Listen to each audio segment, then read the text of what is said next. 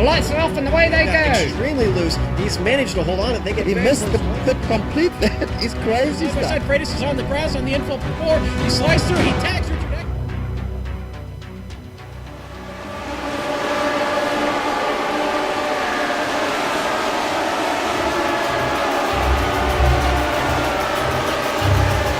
Good evening, race fans, and welcome to the Global Sim Racing Channel's broadcast of Round 14 of the Lionheart Retro Series. Tonight's race will feature the iRacing's classic Lotus 79 at the shortest track these guys will be on all season. We're going for 150 miles of short track racing in the Iowa 150. Hello, I'm Adam Young, and with me tonight in the booth is Tanner Sharp.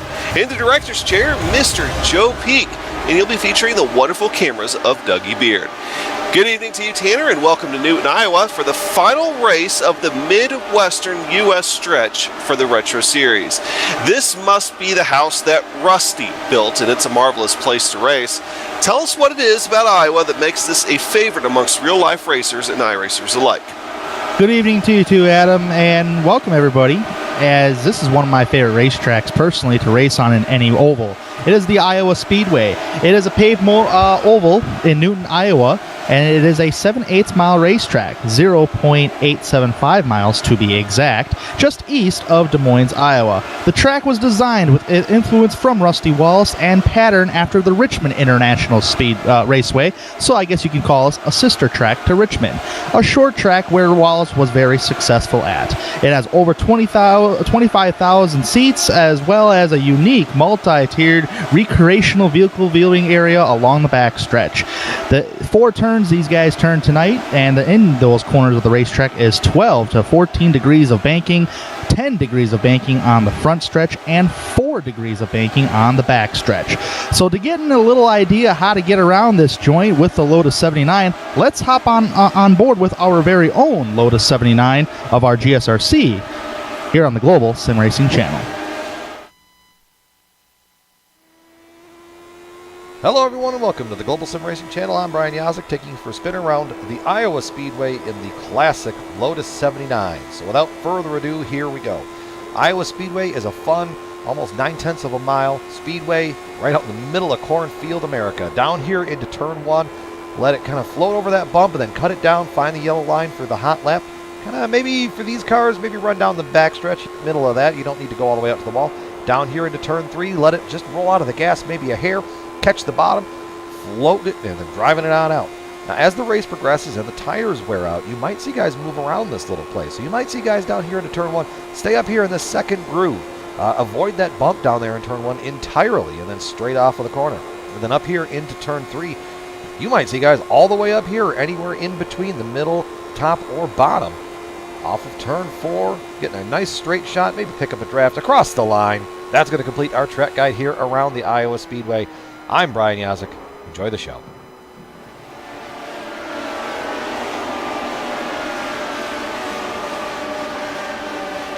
George Anzaldo, one of the league organizers, couldn't be here tonight, but we're wishing him a happy birthday. It's disappointing he couldn't be here because, well, this was the site of his first IndyCar win.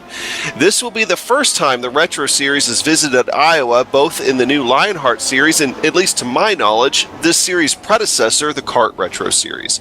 So, as usual, that means this could be a wide open book.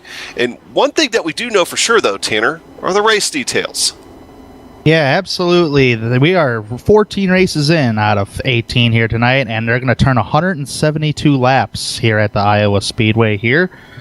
Maximum stint on a fuel run is going to be approximately 71 laps, which is, it's going to be interesting to see green flag pit stops for sure. Maybe we'll get them, but yet again, it's a short track, so we might see cautions. Instant capacity limit, which means if you touch another vehicle out there or hit the wall or even touch the grass part of the racing course, it can count against you, either at times 1, times 2, or times 4. You get 8 of those, you get 3 championship points deducted off of you, and you get 12 of those, you're disqualified. Weather tonight should not be a factor under the lights here in Iowa. It is 78 degrees air temperature, and the track temperature matches the air, 78 degrees. So a little bit grippy out there with the winds coming at 2 miles an hour. So definitely interesting to see with that weather, see how these tires are going to wear and opening up multiple grooves around the racetrack.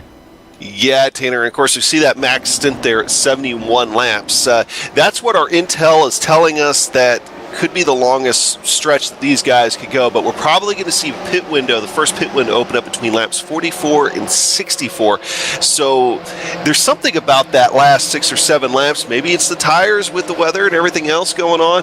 That's definitely going to be something to watch out here for tonight. Well, the last race at Road America did suffer a few problems. We'd be remiss if we didn't mention what the official verdict was from the race organizers. Because the race was past what they considered official, and only a handful of drivers were affected, even if they were major players, the race at Road America results stand at the full distance. That means Adam Blocker was officially the winner there. But he's not involved in the championship battle due to joining the series late. And Jake Wright was able to extend his lead by another 15 points over Ryan Otis.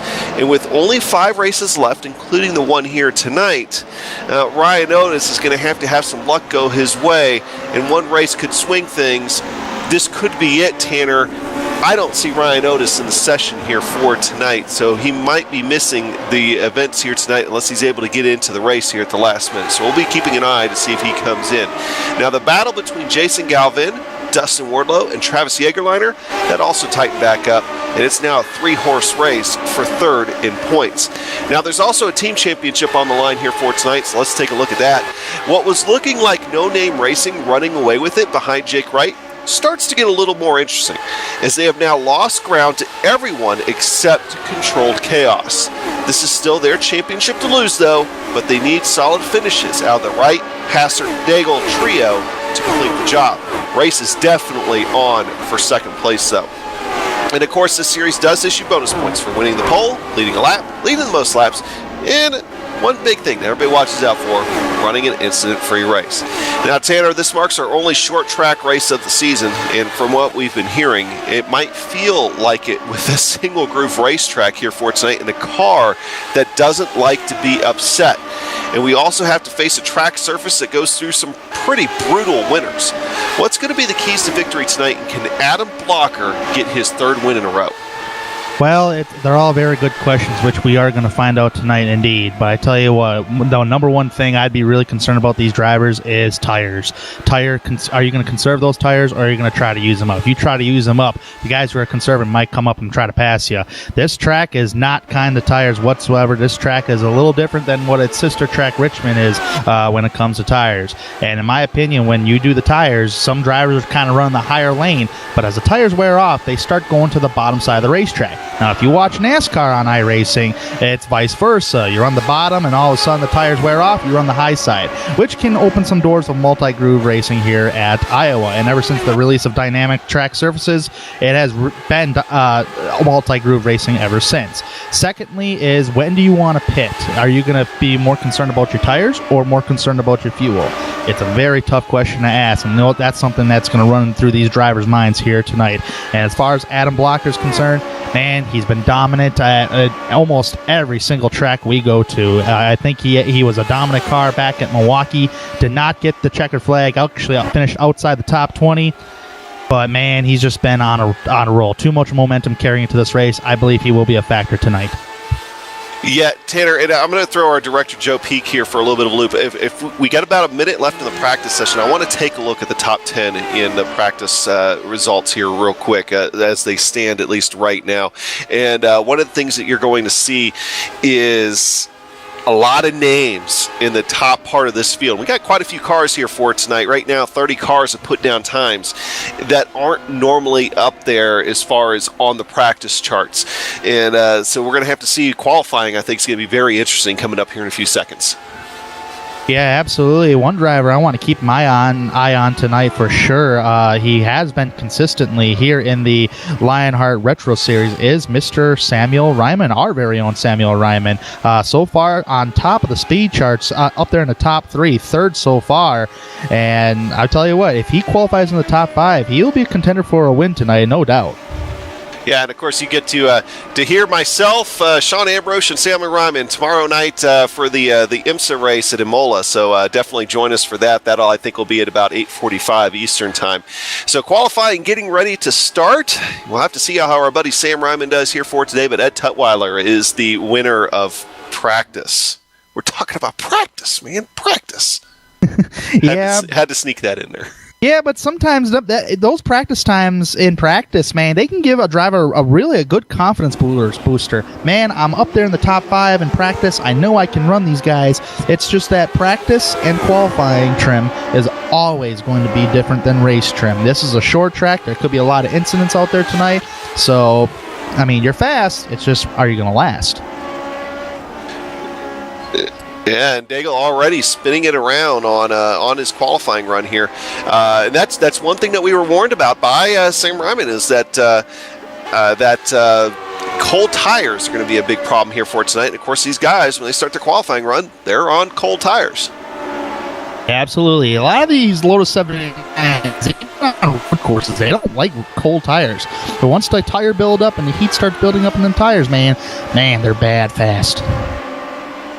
Yeah, that's for definite sure. These guys were setting 19-second lap times in practice. Now, some of that, of course, aided by the draft, and we'll have to see what ultimately happens here in qualifying. But there was our first 19-second run, and that's actually out of Jake Wright. Well, Travis Jagerliner had the first 19-second run, but he quickly got unseated by Jake Wright with a 19.447, which is a little bit faster than what he was able to run in practice there. So now Lanini is on the pole. Jagerliner back on the pole. This pole is going to change pretty quick here. We're starting to see some of the guys that we were watching there in practice start to set some pretty good times. Yeah, I'm waiting for Ed Tutwiler to turn a lap because his practice time, since he won practice, was a 19.169, and so far the qualification time is a 19.435, so I'm going to be interested to see who's going to run lower than a 4.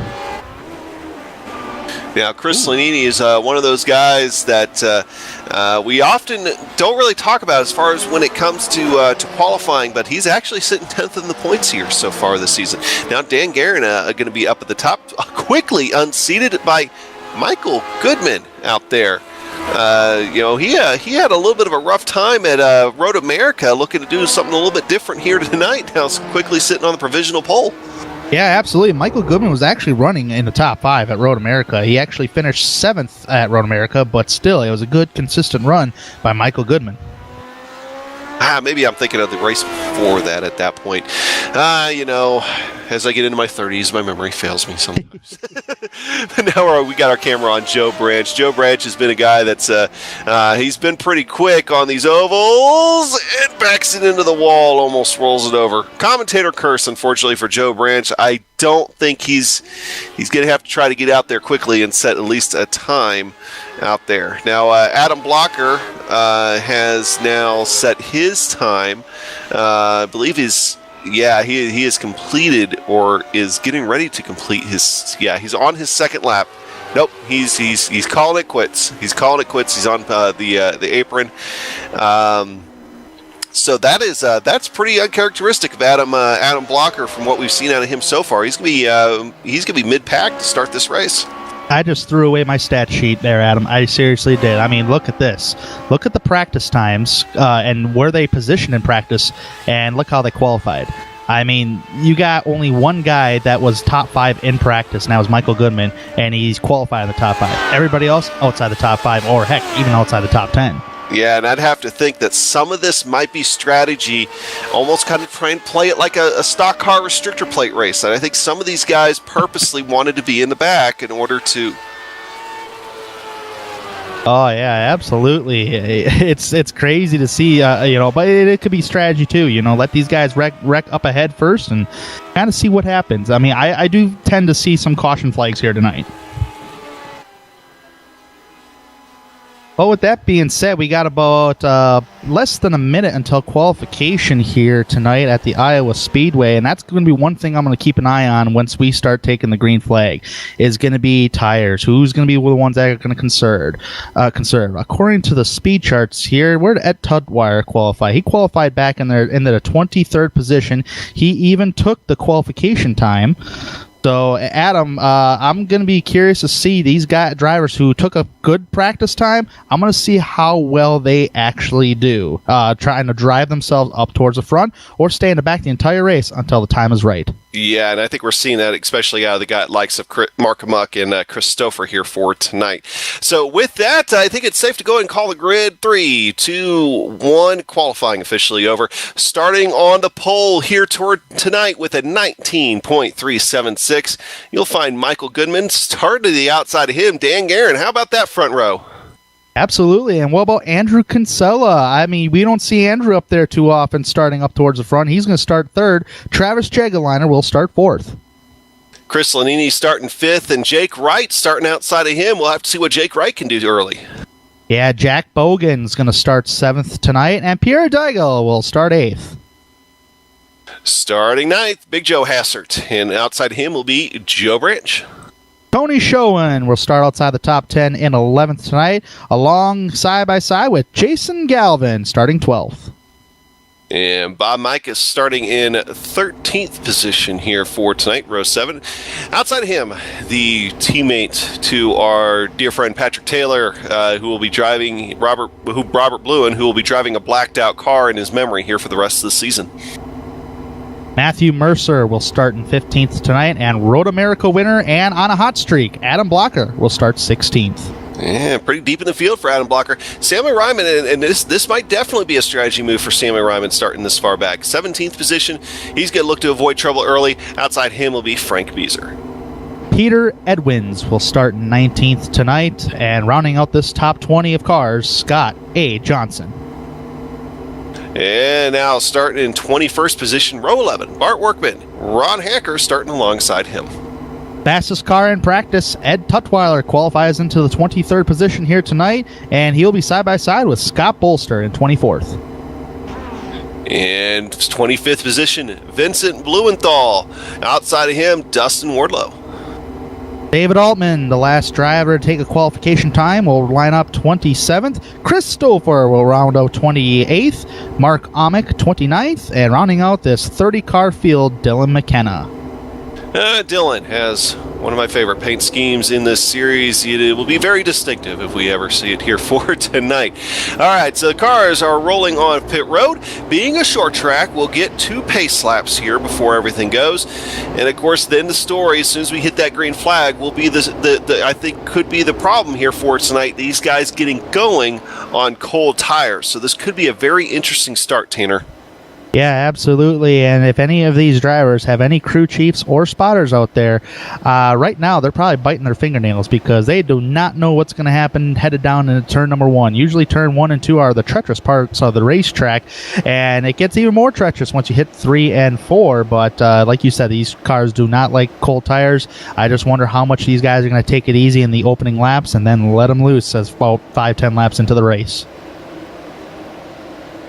Well, from what we heard, these guys do run a practice race, and we did hear that there were quite a few incidents in that practice race, so we're hoping for a clean start here for tonight. It might be the thing that sets the tone here for the rest of the night. So first pace lap is completed. Lights are off on the pace car. We're going to go green here this time by as the cars round turns 1 and 2.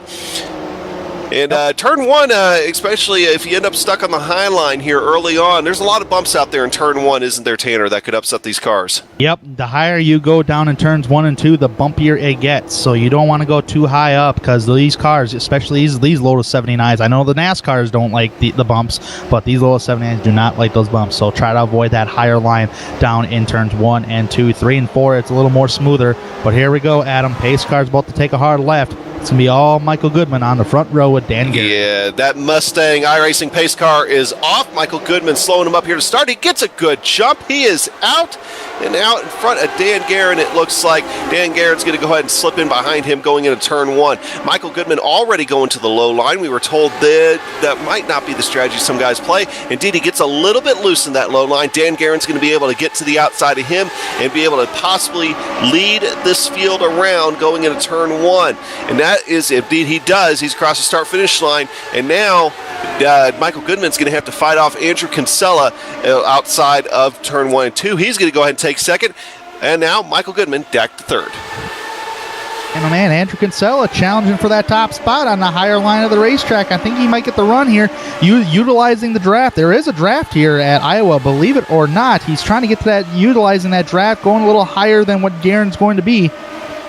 Yeah, Tell you what, one onboard that we might want to jump on with here real quick is Adam Blocker and the Adrenaline Motorsports machine. We'll be able to get on board with him just real quick, and that's probably quite a view from Adam Blocker. Look at all those cars up there. Adam Blocker not where he's accustomed to being, in the middle of the pack, so we'll have to watch out for him here for tonight. Some other onboards for you as we move up the field. You'll find Jack Bogan. Jack Bogan right now residing in 11th position. He's a couple cars up there. He's running a Patrick Taylor Memorial onboard camera here tonight. Of course, Jack Bogan from the Northwest Club. As we got a change for the lead back up front, we're going to go to Andrew Kinsella. Andrew being able to take that lead away from Dan Guerin, taking the low line. We're already seeing some of those guys move off to the low line as Andrew Kinsella is going to come by and officially lead his first lap of the race. Absolutely. Andrew Kinsella, this is a good run for him. He's had quite a few dismal finishes this season, but he's running it strong up there, up front here at Iowa. Always good to see Andrew running really good in that Budweiser machine. Guerin's in second, Michael Goodman third, Jagliners in fourth, and Jake Wright rounding out that top 5. Yeah, and speaking of Jake Wright, let's jump on board with him. Our last sponsored onboard here for tonight. Again, running the Patrick Taylor Memorial onboard camera for Jake Wright from the California driver. Jake Wright's had himself a great season running with the points. And speaking of the points, and riding on board Jake Wright, huge championship implications. Ryan Otis is officially not here for tonight. So Jake Wright stands to gain, just put a lot of ground between him and Ryan Otis and almost make it insurmountable as far as being overtaken for the championship. Battle back up front as Dan Guerin coming back on Andrew Kinsella. He's looking to the outside, going through one. Is he able to hold it? Andrew Kinsella still liking that low line. You gotta be careful though. We're already hearing that that might burn up your tires if you run it too early. But we do know that the general trend, from what we were being told, Tanner, is that we're going to be seeing a general transition down to that low line as the run goes on. Yeah, absolutely. It's just a matter of where, if that bottom line ain't working for you anymore, where else are you going to go? You got to try to move around the racetrack to really find your groove in the track, see how much grip the car is actually going to give you. Guerin really working strong off that high side, coming off turn number 4. He might get him right here. So they might get side by side, entering turn number 1. Indeed, they will, but I think it's going to be Kinsella on the bottom prevailing. But man, Guerin gets some strong runs on corner exit. We are seeing, by the way, we were wondering about strategy here for tonight. There are a couple guys that we know are fast that are hanging in the back of the field. We'll get back to that in a second. Dan Guerin looking to the inside of Andrew Kinsella. He sticks it in there, almost make wheel-to-wheel contact. Andrew Kinsella is going to fight back here on the outside. Not quite able to clear Dan Guerin, though. Dan gets a little bit loose underneath him. Andrew Kinsella is able to take sole possession. Anyway, what I was saying there, Tanner, is we got guys like Ed Tutwiler, who led practice, Mark Amuck, second in practice, Samuel Ryman, third in practice. They're all back in 25th, 29th, 30th right now, just riding laps right now and waiting for something else to happen. Yeah, my Tough Luck Award so far is given out to Samuel Ryman. That boy just started in the 17th spot. He has dropped all the way to 30th. So, as you said, there is strategy being played right now. And honestly, it's probably good strategy. But that battle up towards the front is just not going away just like that between Guerin and Kinsella. That is one of the main battles on the racetrack right now for the lead. We got a couple more. We go back out past the top 10, but as far as in the top 10 right now, this is the battle. Dan Guerin's going to go ahead and get right up underneath that rear wing of Andrew Kinsella. driver I'm kind of seeing, a couple drivers I'm seeing on the move at the start of the race here. One of them is Scott Bolster, and the other one is Christopher. They have actually gained at least 5 positions or more since the drop of the green flag in the first 15 laps. Starting to see more and more of that transition of going to the low line for a lot of drivers, and it's starting to seep down underneath. Oh, Dan Garrett in the wall. He's sliding through the infield. Not good. And no caution. He's off the racing line. He's trying to get the car refired and moving. Yeah, that will not bring out a caution, folks, and the reason why that is because it's out of everybody's way. The only time a caution would really come out is if he was actually spinning on the racing course. You know, I don't think he actually touched the wall there at all. I think it just broke loose on. Well, no, I take that back. He did just barely brush the wall coming out of 4. So now we've got to wonder if he's got any kind of damage. So now instead of fighting for the lead, he is now only just a little bit ahead, about a corner ahead of your leader, Andrew Kinsella. Possibly put Dan Guerin a lap down if he's not careful. We move back further in the pack, going back to 9th and 10th. This is Joe Branch and Bob Mikus. That battle has developed here over the last couple of laps. You see that Bob Mikus definitely has himself a pretty fast car here for tonight with those kind of lap times. But he's got to get around Joe Branch, and we're starting to get into that point of the run now where we're about I believe 20 laps into this thing, and now 21 laps into this thing, and starting to get to the point where it's catching him is one thing, passing him is another. Isn't that right, Tanner? Yeah, absolutely. I mean, passing somebody on a track like this as tires wear, it's going to be the hardest thing you've done. But man, it's a very hard thing indeed, especially in these Lotus 79s, because they're so much different than other cars like what NASCAR runs here. But man, it's just a very difficult thing to do.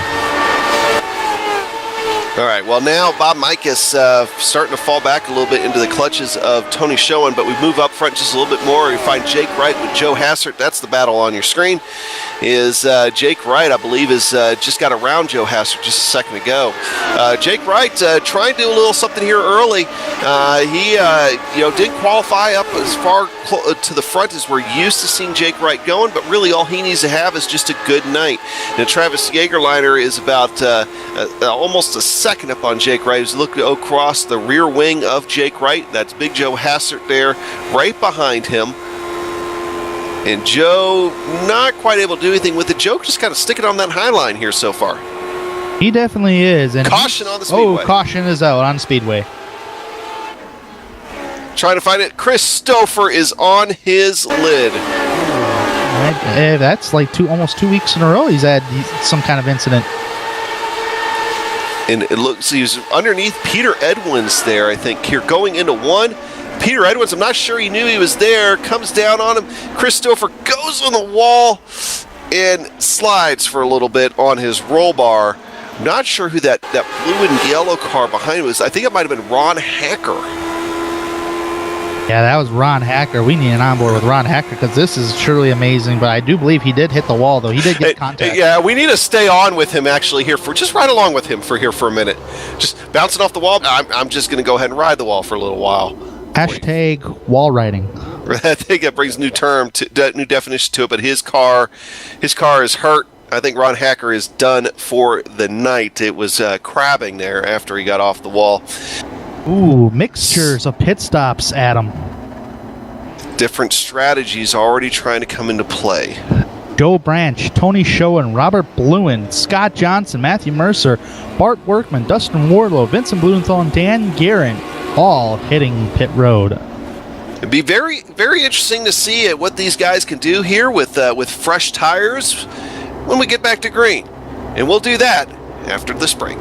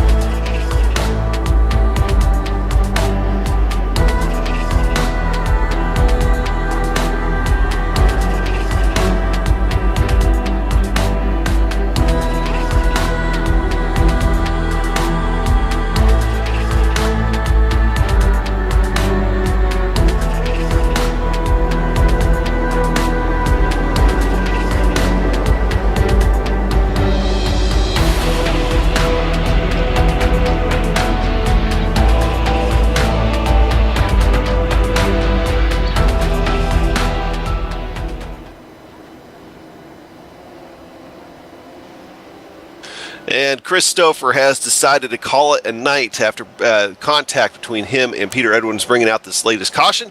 But the iRacing Mustang pace car getting ready to pull off here, and indeed it does. Andrew Kinsella leading the field. Behind him is Michael Goodman, and behind him is Travis Jagerliner. They get off to a great start here.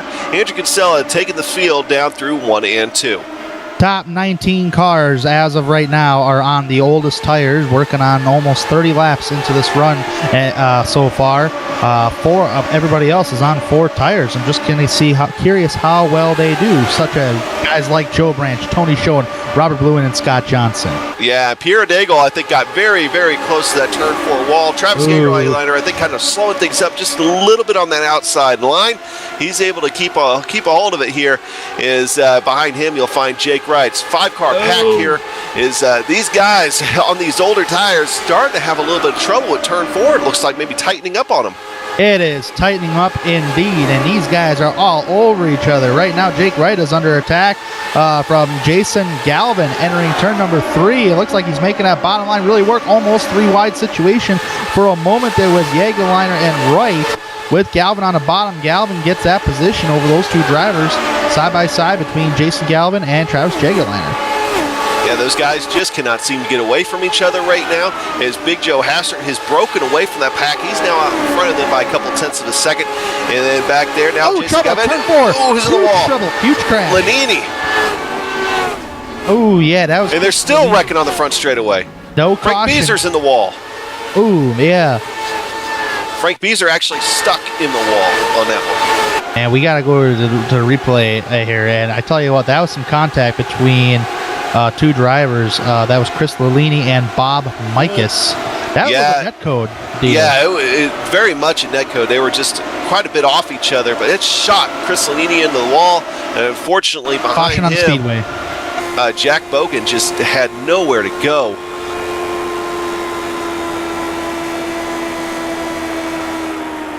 I think this might have been over Beezer. We have to take a look at the replay here. And Beezer just makes contact there and just doesn't have anywhere to go, and into the wall and stuck in the wall. Unfortunate for Frank Beezer.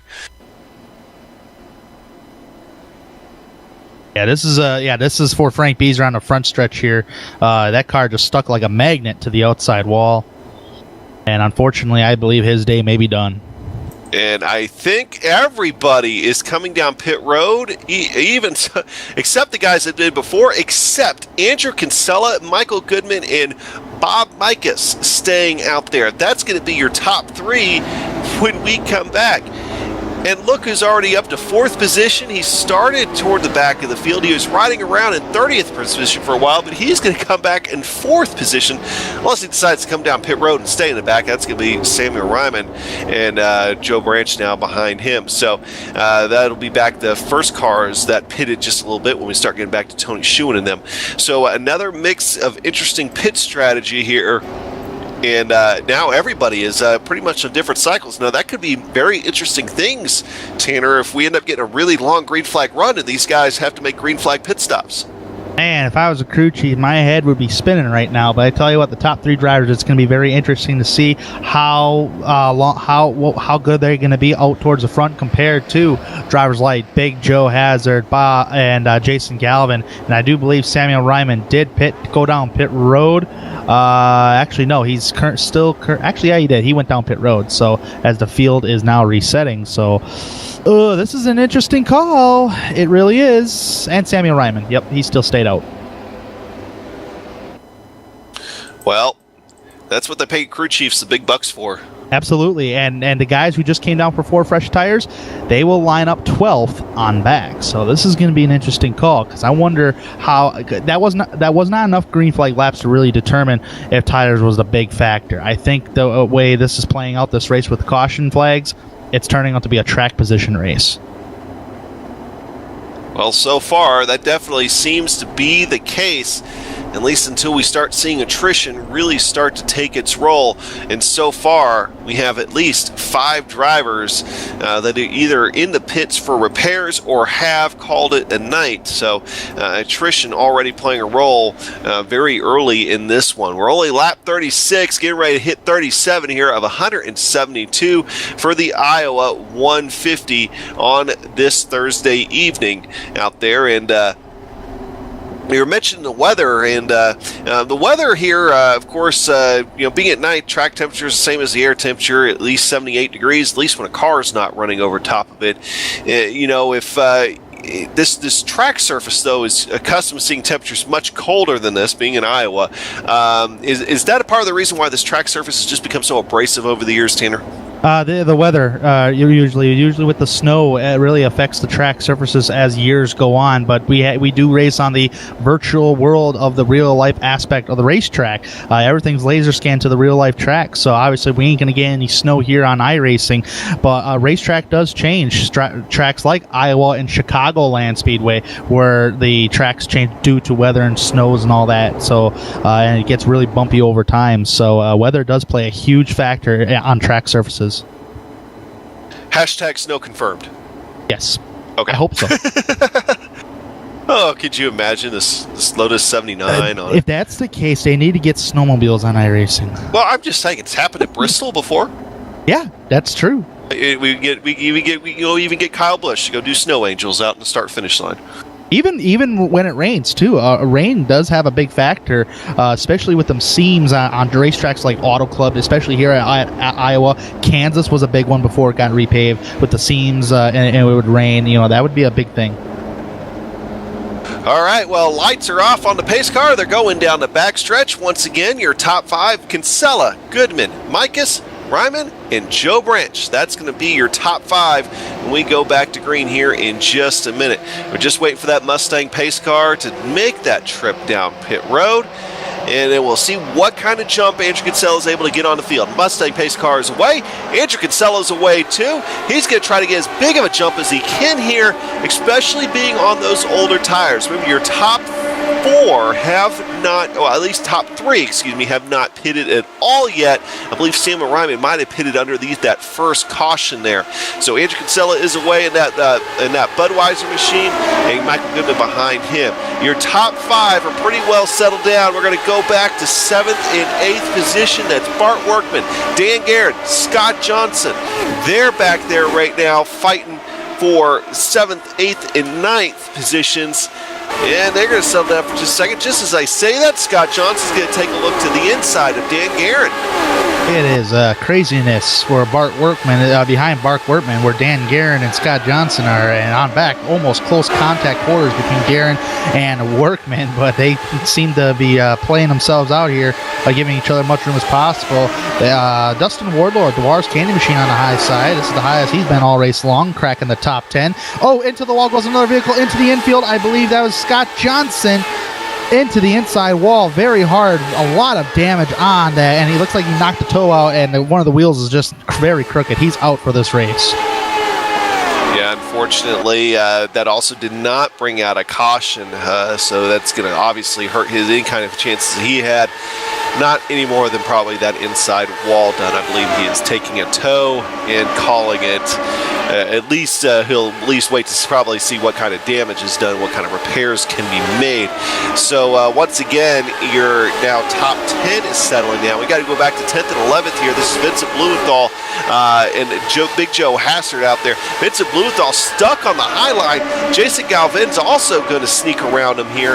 Jason Galvin, haven't talked much about him tonight. We usually have by now, but he is trying to make some moves now coming up in the top 10. Squeezes Big Joe Hassard almost into that turn for a wall there just a minute ago. Yeah, and now that was a really good battle, in my opinion, between Big Joe and Jason Galvin, 2 very talented drivers here in the Lionheart Retro Series. Always fun watching those 2 drivers going at it. Vincent Blumenthal on back's actually been heating up very well with Jake Wright back here in 13th, and of course Adam Blocker, the hottest driver in the Retro Series. He's got a rear mirror full of Pierre Daigle, so this is action all over the place, and plus side by side between these cats, between Scott Bolster and Travis Jageliner. Yeah, these guys, For the most part, top half of the field is settled down, but you got some big movers out there between differences in tires. Oh, another car in the wall. That's Peter Edwins. He's around through the infield. Turn 4 has been biting drivers all night long, and looks like there's some damage on that number 16 machine there, but it looks like he's going to go on the pavement, get back on the racing surface, and get her going. Oh, he comes back up on the track. Here come the leaders.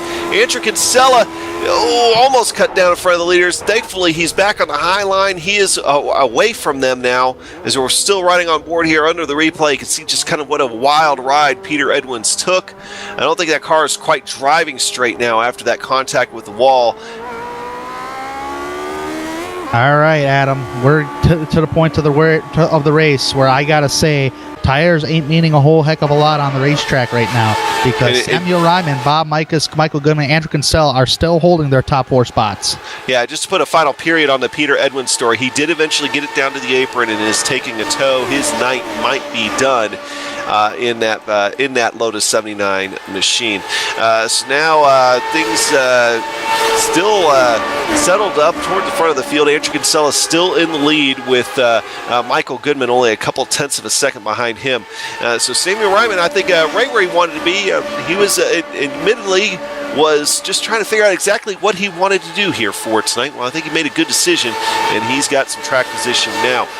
We go back a little bit here. I want to go take a look at Dustin Wardlow. Dustin Wardlow right now has Big Joe Hassert hot on his tail. He's looking for a way around him here at this point. Big Joe Hassert in that Arctic Cat machine, seeing what he can do here, but so far can't do much of anything. I really wanted to see these two cats go at it about 2 laps ago. It was going to get exciting. I thought Joe was going to make a move down turn number 1. He thought better of it. But man, he is really cutting down here. Wardlow here, keeping him in tracks. But just up ahead of Wardlow is Dan Guerin.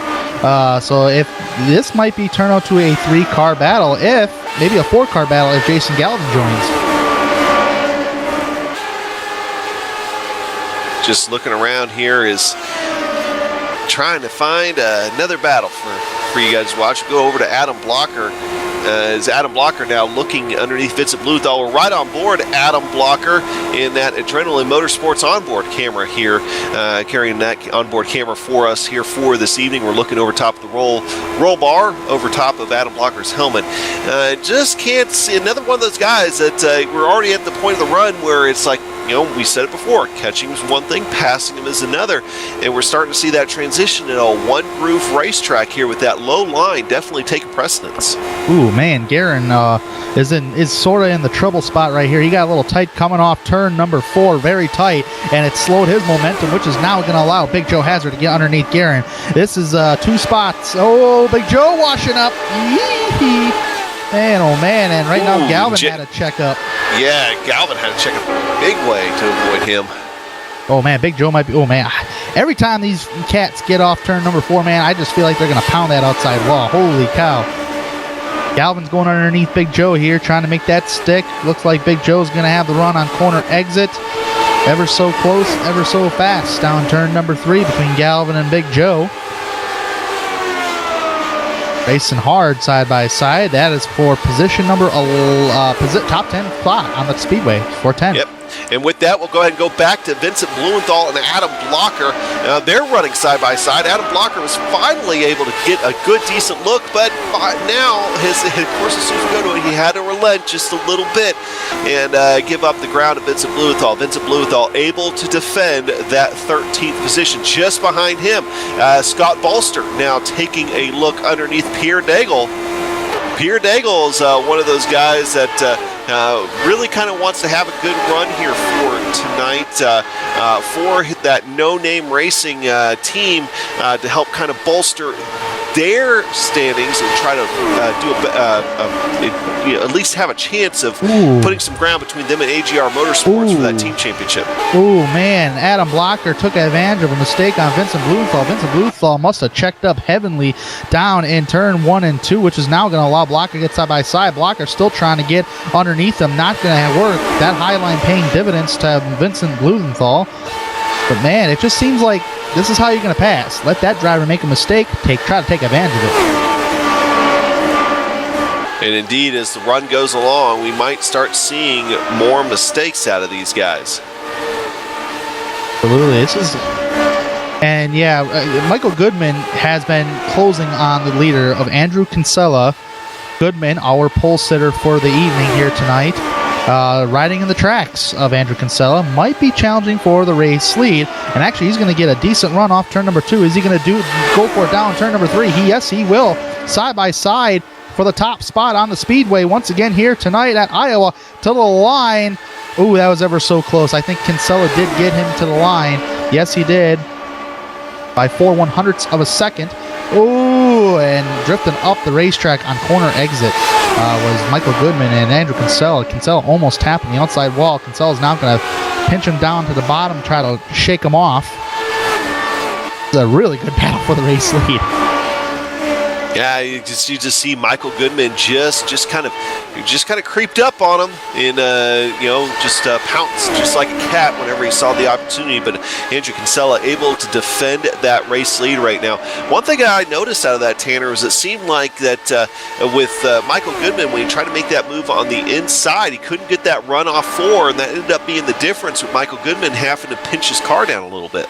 Just a little bit. It's like driving a stock car in NASCAR. If the guy's on the bottom trying to pass you, you can try to pinch him down a little bit and use up that middle lane, get as much grip as you can, mash that gas, and you will usually prevail on the outside lane of the racetrack. And that's exactly what happened down turn 3 and 4. Meanwhile, Wild Things have kind of settled down just a little bit. Of course, usually when I say that, they don't. We'll see what happens here for us here for tonight. Let's go and work through the field here just real quick. Andrew Kinsella, of course, your leader here for tonight. Andrew started the day in 3rd position, so he's up 2 spots. A little bit of pit strategy there. So generally just running really well. Right behind him, another guy that's up there has been able to stay up there here for most of the race. He started on the pole, and now he's running in 2nd. Didn't lose too much out there. He's definitely still in contention for the race win here for tonight. Going Mikas now in position. Bob Mikas started 13th for tonight. And now, so Bob Mikas, one of the bigger movers here so far tonight, up 10 spots from where he started. And then right behind him, Sam Ryman. Sam Ryman is started in 17th position here for tonight. Your top 4 right now are on the oldest tires on the racetrack, and you got to be thinking we could be heading towards some pit stops for those guys. Now behind them, to round out the top 5, is going to be Joe Branch. Joe started in 10th position himself. Not quite as fast right now as the leaders, losing a little bit of ground now, about 4.7 seconds behind Andrew Kinsella. Going back to Tony Schoen, Tony is in that orange 31 machine. He is having himself a halfway decent night, up 5 spots from where he started. Once again, I believe he is actually one of the cars that is on that first round of pit stops where we saw a large group come in. I think he's the leader of those. Right behind him in the Dwar's Candy Machine, you'll find Dustin Wardlow. Now, I believe Dustin is the biggest mover here for tonight, up 19 spots from where he started. Dustin Wardlow having himself a pretty good night. Dan Guerin, we saw Dan up there fighting for the lead earlier on. He started in 2nd. He's lost 6 spots. Had a little bit of trouble, but he's tried to come back from it, and so far at least able to maintain a steady pace. Behind him, you'll find Big Joe Hassert. Joe Hassert now in 9th position in that Arctic Cat machine. He is doing his best right now and actually setting some pretty good lap times and gaining a little bit on a couple of positions in front of him. So be looking for some battles in Big Joe Hassert's direction. Jason Galvin is currently in 10th position. He started in 12th here for tonight. Haven't talked a lot about Jason just yet. Having himself a pretty quiet night in that Menards machine. Bart Workman currently running 11th and caution on the speedway. And this was a perfect timing, trying to find where the caution Joe Branch is around. Bob Joe Mikas Branch. is around. Oh. David Altman's around down turn 2. That was a separate incident, I think. Yeah, that was. Andrew Kinsella came down as they were catching Robert Blue, and he came down, decided he was going to pit, and I think Bob Mikas' car just looks like it broke loose on him. Man. Yeah, and David Altman took a spin down in turn number 2 as the caution flag came out. this is one thing that we were told, is that these cars do not like to be upset. And so obviously something happened there with Bob Mikus that caused the car to get upset. And unfortunately, I think that's enough damage that it might do him in here for tonight. See if Altman ends up hitting anything. I think he's able to skip by that without any damage. Just loops it around, so he'll be able to continue on here for tonight. What a perfect world for the drivers that did not pit yet at all this season. Drivers like Andrew Kinsella, Samuel Ryman. I mean, goodness gracious, that they were on a verge on going to be doing green flag pit stops. That caution saved them. And take a look at who's leading this race right now. Joe Branch just looped the car around as part of the three cars that end up looping the car around on this latest round of pit stops. As you're watching the latest round of pit stops here coming out, he's going to come away with leading this race here. As now your top three is going to end up being Joe Branch, Tony Schoen, and then Big Joe Hassert. Is Jason Galvin showing that he might go ahead and is he going to come down pit road, or is he just riding the apron here? We're going to have to ride with Jason Galvin here for just a second. All right, he's staying on the racetrack. All right, well, now let's go ahead and just take a very quick break here real quick as the field sorts themselves out, and we'll get ready to head back to green in just a moment.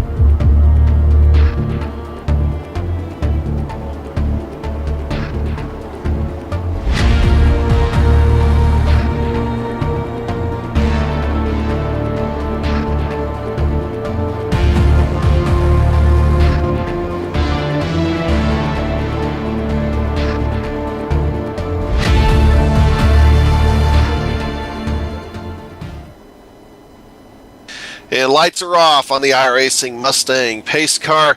Your top five when we come back to the green flag here in just a moment is going to be Joe Branch, Tony Schoen, Big Joe Hassert, Jason Galvin, and Pierre Daigle. So they're going to be ready to get this thing going here as we get ready to come back to green. Just waiting for that pace car to make that hard left on to pit road. And indeed it does. Joe Branch looking to try to get a jump on Tony Schoen. Indeed he is. And he is away and well clear of the field. Tony Schoen, though, not so fortunate. He's got Big Joe Hassert right behind him. Jason Galvin hounding Big Joe Hassert. Big Joe Hassert dives to the inside. He's going to take a look at the inside of Tony Schoen. A green card, an orange card, another green and yellow car. So these cars are able to stand out there on your screen. Yeah, that's side by side for second between Schoen and Big Joe. heating up for sure. Galvin's in fourth. Pierre Daigle is currently in the top 5 spot. Pretty much been in the top 10 since the drop of the green flag, and pretty much been the only driver that has been in that top 10 spot. Really, I don't know how he made that last. Adam Blocker in 6th. Having a good night showing. Almost contact between Galvin and Big Joe for 3rd. That was scary. Now, one thing we've been trying to keep tabs on him all night because we know he has a strong car. Samuel Ryman, I think he smelled something in the air, came down pit road at the last opportunity. He's back at the back of the pack to, I think, kind of ride this thing out right now as action really picks up off turn 4 with your leaders. Joe Branch, I think right now is kind of holding up that top group a little bit. Remember, he was just spun around just a moment ago, and now they're just looking for a way around him. And you got a couple guys up there that might be at this point of the race, as we are now we're getting close to halfway here, might be trying to look for a quick right around him. Man, oh man, almost contact between Big Joe and Galvin once again, man. I mean, Big Joe was I don't know if he was intending on lifting that rear wheels off the ground or what, but I tell you what, he got awfully close. Might get awfully close here again. Galvin did not cut him off there. But man, that was a really close call, as Blumenthal is going to get by Blocker, or is that Pierre Daigle? Pierre Daigle gets by Blocker. That's not a phrase we've been able to say very often here so far this year, is Blocker passed by somebody. Ever since Adam Blocker has joined the season, he joined this year in the series, he has just been on fire. In fact, he's actually going for his 3rd win in a row here for tonight, but he hasn't been a major player up front here so far for tonight.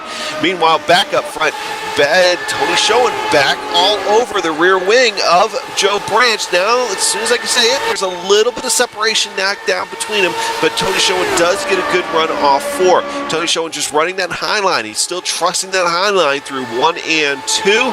So far, not exactly working out perfectly here for him. He just cannot find a way around Joe Branch. Man, track position is big time key here. Tires you don't really got to worry about, because we've seen drivers who have not yet pitted stay out and hold on to their track position, not lose anything. So I mean, that it's a key thing, is when you're going to take advantage of that track position. I mean, we got a couple more pit stops for these drivers. And you already saw the kind of chaos that green flag pit stops could have if we end up with another long green flag run. We are now at lap 90. These guys clicking off the laps now. They happen fast when they're going 19.3 seconds around Iowa Speedway here in Newton, Iowa. Joining us here tonight on the Global Sim Racing Channel. First time these Lotus 79 machines have been in Iowa at either the IndyCar Retro Series, or at least, as I mentioned in the pre-race show, to my knowledge, even the predecessor to the series, the Kart Retro Series. So Lotus 79 on a short track. I'm pretty sure when they designed this car way back when, they weren't exactly thinking of this, were they? I don't know what happened to Dan Guerin here. Something's happened to Dan Guerin drastically. Oh, he just spun off turn 4 big time. He's in the infield. He's going to take a tow. He actually hit the outside wall coming off turn 4 ever so slightly. It was just enough, as we're going to pull up here on replay. Yeah, ever so slightly into the outside wall in turn number 4, just enough, and actually big hit, poontanged that wall, that inside wall, and that's not safe for barrier, folks. Well, that's unfortunately, Dan Guerin had himself a very, very strong car here for tonight, but his night is going to come to a premature end. Meanwhile, back up at the front, Joe Branch still holding off Tony Schoen and Big Joe Hassard, but Adam Blocker trying to get back into that 5th position. He's back underneath Pierre Daigle, and then ends up having to give it up. He's going to get right back to attacking here, going through turn 1. Gets underneath him going down to backstretch. Can't quite do anything with him here just yet. Yeah, he's been not using up that bottom line there. Actually hugging the yellow line down there without hitting the apron, which can get a car loose if you hit that apron, because that's a dirty part of the racetrack down there. It has not been able to get by Pierre Daigle. Pierre Daigle really holding his own up here in the top 5 spot. kind of going through the field here. Driver we have not really talked about, which I'm surprised we haven't really talked about him too much. He's been quiet all night long, is Jake Wright, championship point leader back there in 12. So, and he has not been able to go anywhere. And may I say this, Adam, in my opinion, the way these guys are running, it's anybody's race. Just the way this race has been going. It really is, especially when it seems like we got 3 or 4 different pit strategies going on out there here for tonight. At some point, sometimes these things have a tendency of kind of migrating back into one pit strategy, depending on where the cautions fall. But right now, it definitely is a little bit different. Is a little bit of communication going on there in the back of the field that we're hearing coming across the radio. So right now, it looked like Tony Schumann is having to fight off Big Joe Hassard. I think Big Joe Hassard's getting a little bit impatient now, wanting to find a way around Tony Schumann to see if he can do anything with Joe Branch. Man, I would love to see Big Joe Hassard, get at least a victory here in the Lionheart Retro Series. There's been times he's been competitive, and there's times he had his dismal races. He finished second at Gateway, so I know on the oval side he's really strong. A little bit weak on the road side, but he's really, really consistent when it comes to the oval portion.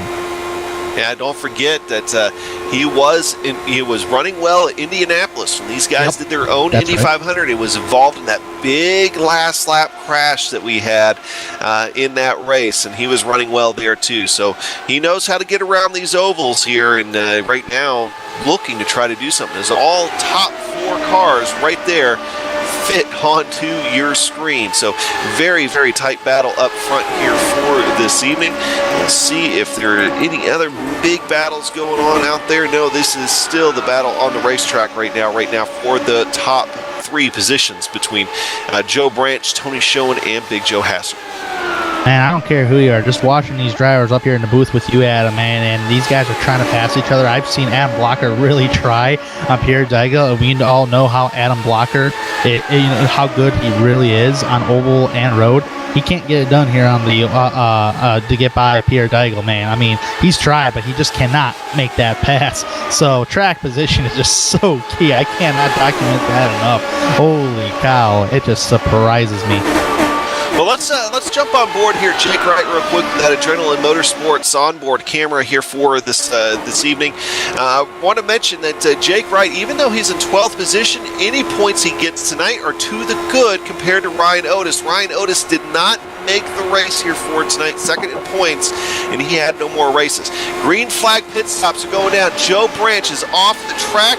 And Tony Schoen, I think we got an accident. David Altman involved. We got a number of calls involved, including Big Joe Hassard's back there.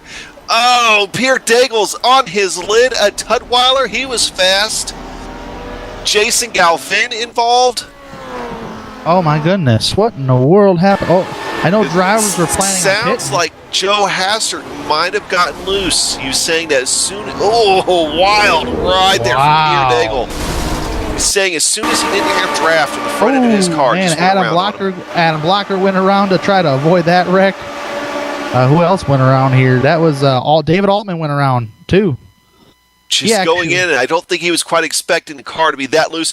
Jason Galvin lost it at the same time. You'll see Jason Galvin lose it. Just hard contact between Joe Hassard and Pierre Deigel. And they spun at the same time. I mean, synchronized spinning. I mean, is that the next Olympic sport?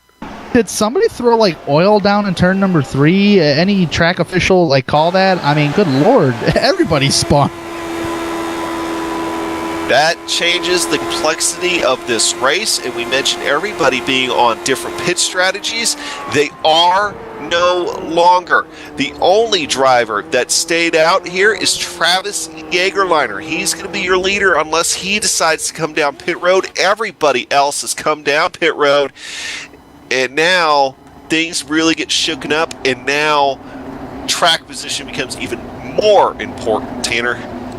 Oh, yeah, and for that 44 machine, this is a really, really good thing. I mean, good Lord, for the 44 car there, I tell you what, at the track position, Jägerliner, man, that was a good move on his part. I hope he doesn't pit this time because it's been about 31 laps since he last visited pit road, and he's going to visit pit road this time. Dadgone. So he's not going to try to stay out. He's not going to beg on another caution. So with that being said, that will put who's right behind that pace car there? Goodman. Michael Goodman, our pole sitter. He's back up front. All right, along with Andrew Kinsella. Back where we started, Adam. Very much so. So it's funny how that sometimes works out. We said it a few minutes ago. Depending on when the cautions fall, we could very well see the pit strategies merge back into one. And indeed we have here for tonight. Technically, as far as we know, they could go the rest of the way from here. All right, so we got Bob Mikus up in the interview room. Let's go ahead and drag Bob down here. Unfortunately, Bob, kind of a rough end to your night. Yeah, it's kind of like what just happened. It seems like once the car got light on fuel, which in my case was about 3 laps to pit, and the air off the front of the nose isn't there anymore. Front of the nose gets too heavy, back end's too light, and just there must be a bump in 3 that just gets it spun around. Now, were you watching here just a minute ago? Do you think that's what happened to Joe Hassert and Jason Galvin to set off that wreck? I didn't think about it until that happened. Then once that happened, I realized there were about 5 or so laps till they needed a pit, and the same thing happened. So that's put 2 and 2 together, and I think that's what happened. Well, unfortunately, of course, it ended up being an end to your night. Now, it does seem like most of the guys around you, at least in the point standings, have had some of their troubles as well. You're still in a pretty tight points battle with the likes of Travis Jägerliner and David Altman and Joe Hassert and them. So what are you looking forward to the most here for the rest of the season? The big thing for me for the rest of the season is getting good finishes and finishing ahead of them. And if I have trouble, hoping they have trouble as well. It's about the only thing we can hope for now. Well, it definitely seems to be the case here for tonight. Hey, Bob, sorry your night came to an end early, but at the very least, it's always good to talk to you, sir. Oh, yeah, it was fun out there. Get ready for the next one. We'll have fun again.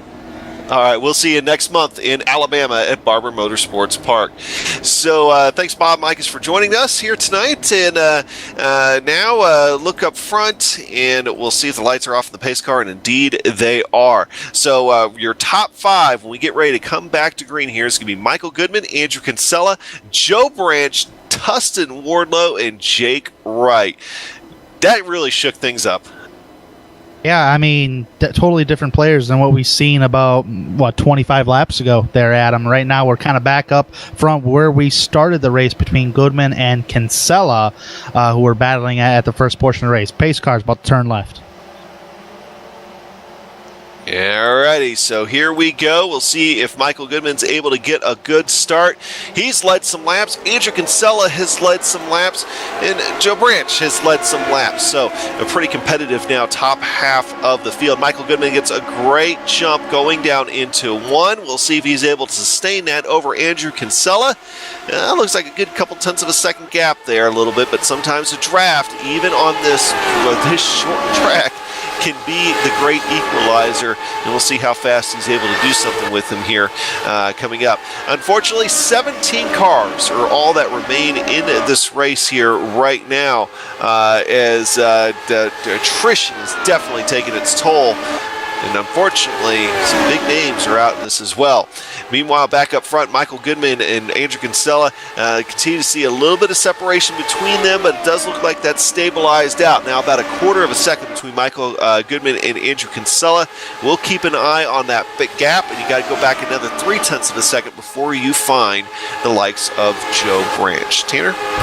Yeah, absolutely. I was seeing a pretty good battle on the racetrack. Scott Bolster and Adam Blocker kind of blew by Tony Schoen like it was nothing. Kind of like that you wouldn't see in NASCAR where you just dive bomb the corner and that way you just get in front of somebody. Well, that worked out really well for Scott Bolster and Adam Blocker to pick up 6th and 7th over Tony Schoen. Tony Schoen backed up into 8th right now. But right now, Adam Blocker kind of trying, possibly, maybe, working on Scott Bolster here. Still keeping him in his tracks. right now. I'm still trying to see here in the top 10, see if we have any more cool battles going on right now. Andrew Kinsella has actually gained on the leader actually a little bit here. Not too much, not enough to go side by side with him yet, but he's done it before. He's passed Goodman before for the race lead, so we'll have to see if Andrew Kinsella can do it again. Another driver I was watching for battling for position was Vincent Blumenthal, who actually was battling with Matthew Mercer. Matthew Mercer could not do anything to get a top 10 spot just yet, so that's something to keep an eye on as this race goes on. Well, now so far compared to how we were earlier. Almost a wall tap there back where with Jason Galvin. Jason Galvin's got a wing hole messed up there. But Samuel Ryan, probably the cleanest car out of these drivers right here. I think Samuel's just a little quicker than Jason Galvin back of the pack. Galvin's in 13th, Ryman's in 14th. Side-by-side battle coming off turn number 4. A little bit more of a gap for Galvin coming off 4 this time around from the outside wall. And completes a pass. Samuel Ryan, nice job. Of course, Galvin damaged in that last caution there with that big incident. Him and Big Joe Hassert were the two that set it off, a little bit of synchronized spinning action. Now Samuel Ryman able to clear him as it looked like Jason Galvin was holding up all those cars back there. Got a couple of heavier hitters back there between Robert Bloom and also Travis Jaegerliner that still need to try to get around him. Of course, the car first right back behind him is Mark Buck. So back up front, Adam Blocker. Yep. Now taking a look underneath Scott Bolster here. Going into 1, slide through. Adam Blocker can't do anything with it just yet. Man, that was, holy cow. I wonder if he really had to let off the gas to prevent himself from going any higher. Adam Blocker coming off turn number 2 there. That really killed his momentum because he was gaining on Scott Bolster very well, and he still is coming off turn 2 right now. I don't know if he's going to be able to do anything with him down in turn 3. He will not. Took a more of a conservative entrance there. Not missing anything up front. Stay on this battle right here. Is right now that gap. We'll see if it once again tries to shrink. It does look like now, of course, as soon as I start talking about it, Tanner, a little bit more separation tries to get built in. But Scott Bolster now looked like he took the high line there. As he's trying to think about doing something here with Jake Wright. It gets right up underneath his rear wing. He has to let off a little bit, and that puts him back in the clutches of Adam Blocker. Yeah, it's like a pinball machine, you know. You got that draft kind of plays like a pinball machine. It sucks you up to the car ahead of you, and then once you get on entry, you feel like you're going to get tight. You kind of have to let out of it, and when you let out of it, it sucks you, reels you back into Adam Blocker. So it's like a pinball machine going back and forth. Been a really good battle between, and I'm just curious if this might turn out to be a 3-car battle, because Jake Wright's just running his own line right there. Adam Blocker did want to get by Scott Bolster, could not produce anything there, and right here maybe Bolster might do something with Wright. Nothing yet. Oh, but man, he took a higher line. That car was kind of bouncy. We just to update everybody up front, just a moment ago, Andrew Kinsella brushed the turn 4 wall just a little bit. He didn't lose any spots over it. The car seems to be driving okay, but what he did lose was a lot of ground to Michael Goodman, as that gap is now up to about 0.6 of a second. So already seeing some handling difficulties out of Andrew Kinsella's machine. Turn 4 has just been the hot spot of the night, Adam, and I don't know if we can stress that even more, because it just seems like once you touch that wall ever so lightly, you're going for a spin. I mean, you're just a passenger. The car is driving for you.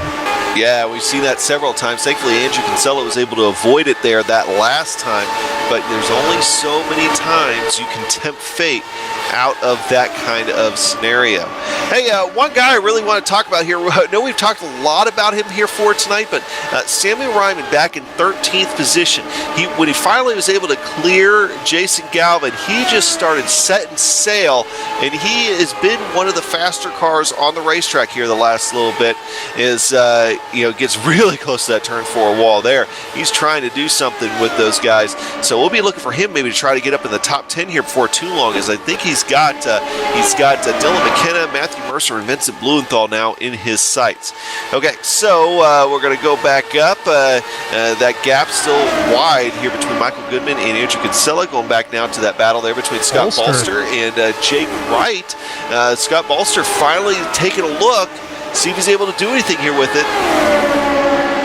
Adam Blocker just right there, also ready to take advantage. In fact, Adam Blocker's going to get a great run off of 4. He's going to take a look to the inside here. Scott Bolster going into 1. See if he's able to do anything with that move.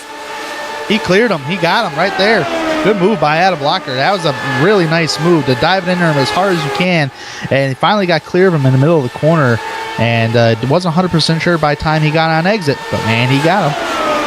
And now it's his turn to see if he can do anything with Jake Wright. Jake Wright's holding down at 5th position, defending it quite well here for tonight. And indeed, Adam Blocker is going to be able to get a good run to the inside of him on entry to 3. Not quite able to do anything with him off 4. Loses a little bit of momentum, but he's going to have a good line here going into 1. He got him again. Cleared him. Nice job by Adam Blocker. I tell you what, Adam Blocker's probably sitting there wondering, man, if I was running 100% for that championship, I'd be all over Jake Wright. Caution on Speedway. Samuel Ryman, maybe? Oh, Bart Workman. Looks like another case. We're going into 3. The car just looped around on its own. Get ready to see it here on the replay. Rear wheels break loose, slides her and hits that wall nose first, and I think he definitely has a little bit of suspension damage. Bart Workman's night might be done.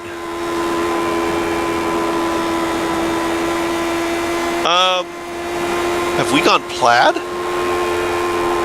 That is like the most amazing fire suit I've ever seen out of Bart Workman.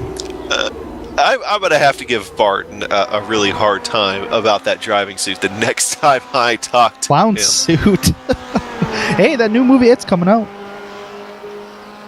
Man. All right, pit stops are opening up. Now, if I was drivers in the back of the pack and everybody came in, I would stay out. But that's not the case here. Everybody is staying out right now. So this might be Matthew Mercer is in. I am seeing a bunch of drivers in the back of the pack. Robert Bluen, Bart Workman, who was involved in this caution, is down pit road. Everybody stays Adam Blocker. Oh, Adam Blocker faked everybody. I think he faked people. Yeah, he did. He faked them. So everybody stays out. I was just going to say, if everybody pitted there, and if I was like Samuel Ryman, I would have stayed out, because we've seen already drivers go 72 laps or extend that 72 lap mark. That was including caution flags. And it's only been 30 laps since they last visited pit road, everybody else. But if everybody would have went in, I would have stayed out. But obviously that's not the case right now. So, boy. Well, we'll be able to get a complete picture coming up here in a few minutes as field's coming around. As we mentioned a few minutes ago, unfortunately, only 17 cars, now probably 16 with the damage inflicted to Bart Workman, left in contention for the Iowa 150 here for tonight. Does look like we're going to go at least one more lap around before we see the lights turn off on that Mustang pace car. Tanner, what's been the most surprising thing that you've seen here so far tonight? The spinouts, and I tend to agree with what Bob Mikas really says, because I didn't see a lot of spinouts on entrance, especially down turn number 3. I've seen a couple of them turn 1, but turn 1's been the cold spot of the night. But I tell you what, the tires also has been the biggest surprise. I really thought tire wear meant a lot here at Iowa Speedway, especially no matter what vehicle you're driving. But as you and I have been watching this race tonight, Adam, it just seems like track position is king and queen. I mean, there's no denying that. We've already seen drivers who stayed out on 60-lap-old tires compared to fresh tires and still hang on to their track position. So I'm really surprised the tires have not fallen off that much and really, drop you like a rock. Well, we'll have to see if because by the time they get closer to the end of the race, these guys will really be on old tires, and we'll have to see if maybe what the move, like what Matthew Mercer and Robert Bluen just did, could make all the difference for those guys who's able to start picking guys off one by one. But if they do that, they've got to be quick about it. We'll be at another, it looks like we're getting another lap here before the lights go off on the pace car. So probably take the green flag here, I'm betting, with about 33 laps to go. So they're going to pick guys off one by one. They've got to do it quick. Yeah, and you'll always hear me talk, Adam, and you know this very well. You'll always hear people talk about tires and their tire wear. But I guess, as I said here tonight, tire wear is not a big deal. But yet again, sometimes on a stock car portion side, like NASCAR, comparing this to NASCAR is like comparing apples to oranges just a little bit, just because obviously this is open wheel and cars handle so much different than a stock car. So track position is key. So if these guys remain to stay out and that was their final pit stop about 32 laps ago, then you got to go out there and race for it. Yeah, you really do. So these guys will have to get themselves sorted out. And I do expect a very, very strong, contentious battle for the lead here coming up as well. Lights are off on the Mustang pace car. So, this next time by, we'll get the green flag, and all our answers will hopefully be, all our questions will hopefully be answered coming up here in just a few minutes.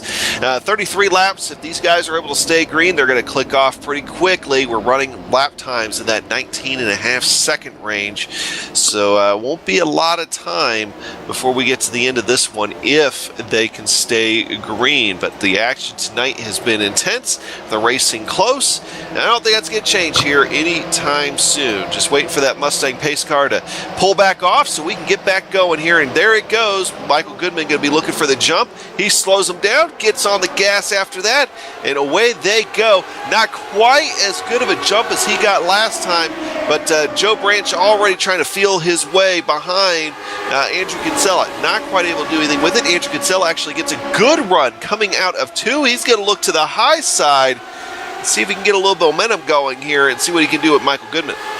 Stella keeping tracks of Michael Goodman indeed, and I just wonder if he can do anything with them. Kind of seeing if there's any battles on track. Scott Bolster is going to go underneath Tony Schoen for position on speedway, makes a complete pass. Schoen's going to try to pull a slide job, go side by side with him, and nothing really producing for the battle for the race lead, but Schoen on the bottom. Bolster almost hitting the outside wall off turn number 4. That is a fight for 7th place. Right now, that is one of the main battles on the racetrack back there. Is things are a little bit spread out here up front by a little bit. I mean, like literally just a little bit. Adam Blocker might be going for another position, and if he does, it's going to go after that Dwar's Candy Machine of Dustin Wardlow there. He's getting closer and closer, but of course Dustin Wardlow's getting closer and closer to Joe Branch. Ooh, man, close to the wall, man. It just stings me every time as close as these guys get to that outside wall. Yeah, just inches off of them here. So those right now riding along board with Adam Blocker and the Adrenaline Motorsports Cam. We got to go up front though here real quick. Andrew Kinsella underneath Michael Goodman. Is he able to do something? Is he able to make that move stick? Not quite able to slide up in front of him just yet, going down the back straightaway. Can't quite get there just yet. There he is. He clears him. Andrew Kinsella to the lead of the Iowa 150 with, right now, it looks like, sorry, lost my lap counter here for a second. 27 to go. Yep, 27 to go here at Iowa Speedway. That was a textbook pass by Andrew Kinsella. And I tell you what, that may be the move of the race right there for Kinsella. He's blinking though.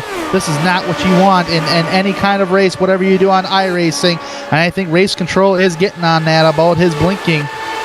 Not very good, especially if you're leading a race and you got you're leading with 26 laps to go, coming to 25 right here.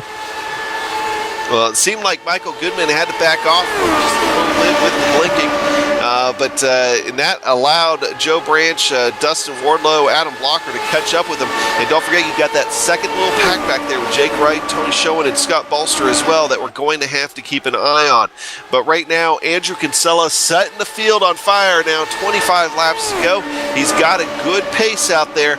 That's the lap car of Bart Workman involved in that latest accident. He's riding the high line. He's letting the leaders by as they all scoot by. So if you see a damaged car up there, that is indeed Bart Workman.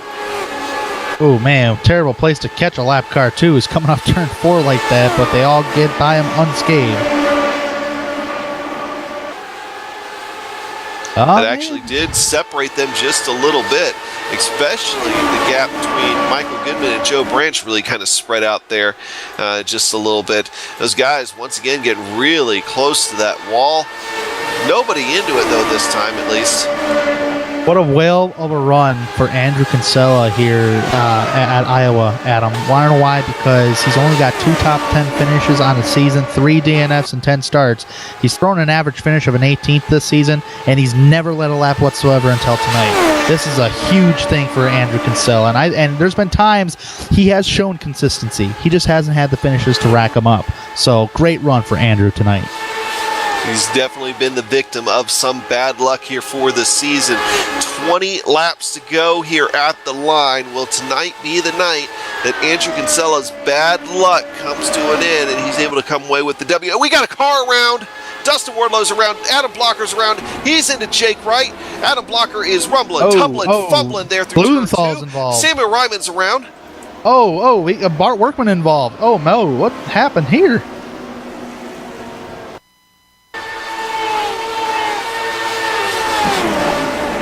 Looks like a self-spin down in turn number 1, very much as we saw down in turn 3 in previous events. And we're going to need to go on board with Jake Wright and that Adrenaline Motorsports onboard camera here. The door just shuts on him when Joe Branch unfortunately comes back up the racetrack. See it happen in front of him. Misses Dustin Wardlow. Can't miss. Adam Blocker, excuse me. Patrick Taylor Memorial camera. I'm sorry, wrong camera there. But that definitely closed up in a hurry there when Adam Blocker came back up the racetrack. Yeah, Jake Wright involved in this incident. He actually looks like he got the worst of it. Yeah, and Sam just clipped it, and oh man, I tell you what, Dylan McKenna, he was kind of blinking, going through that, and he went underneath Jake Wright. We'll have to see if there's if he was able to get any kind of damage on Samuel Ryman's machine, but you'll see him come along here and just with his left rear just barely clip that Vincent Blumenthal machine, and around he went. So obviously a lot of those cars do have damage. We'll have to see what kind of damage Samuel Ryman has here for tonight. He had himself a pretty decent solid run going. Adam Blocker doing what he can at this point in the race, but that car is crabbing down the back straightaway. That car at this point is definitely not well. Tell you what, I'm not seeing any permanent damage on that number 63 GSRC machine of Samuel Ryman at all. I mean, if anything, he did get clipped in the left rear. He's going down pit road right now, maybe to make sure of that, which may be a good thing to do under this caution flag. But I'm not really seeing any damage under that thing. Yeah, let's ride on board here with Adam Blocker real quick. It may be the last time we're able to ride on board with the Adrenaline Motorsports machine camera here for today. Is that car, as I mentioned just a minute ago, as it pulls into its pit stall, it might be the last time tonight it sees the racetrack, as he has himself an extremely tore up machine. And indeed, he's out of the car. That is it for Adam Blocker here for the Iowa 150 for tonight. So, another big accident to shake things up at the top part of this field.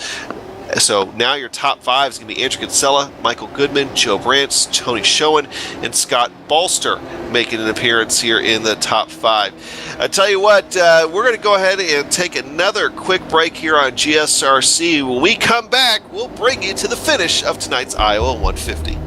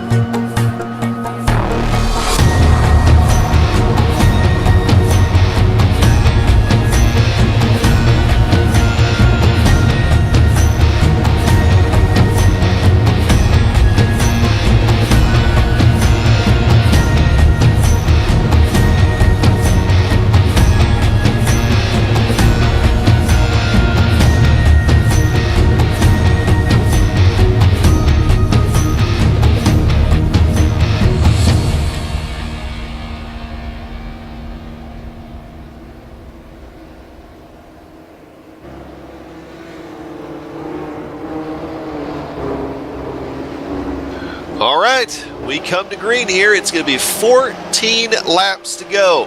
It is officially go time for these Lionheart Retro Series drivers. Andrew Kinsella out in front. Just wait for that pace car to pull off. There it goes.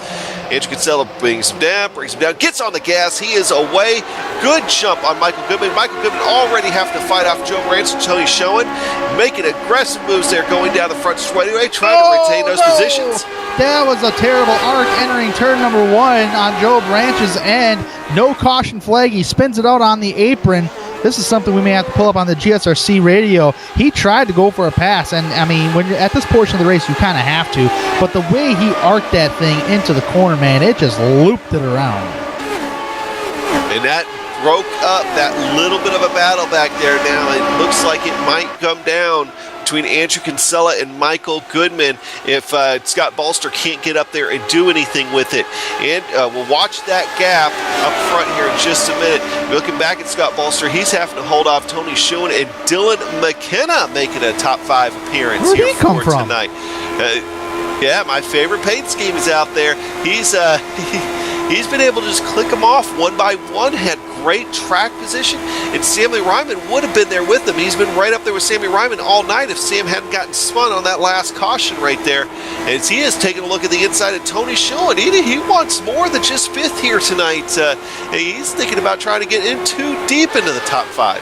Man, oh man, give him the hard charger award, but I tell you what, he may have to go for more over Scott Bolster and Tony Schoen just ahead of him. Dylan McKenna, top 5 after starting 30th. I mean, a lot of it's track position, but heck, you got to take what you can take.